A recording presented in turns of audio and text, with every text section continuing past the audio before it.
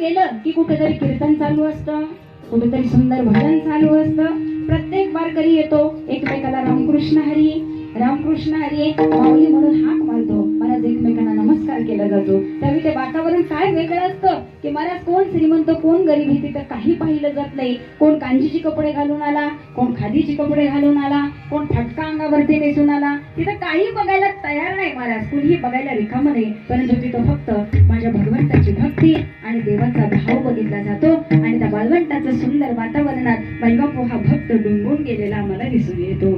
खेळा मांडी गेला बळवंती खाई, मांडी गेला बळवंती खाई, नाचती वैष्णव भाई, नाचती